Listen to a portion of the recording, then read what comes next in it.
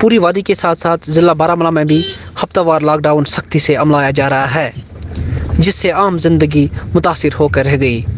वहीं ज़िला में इंतज़ामिया लॉकडाउन के नफाज में जुड़ी हुई हैं।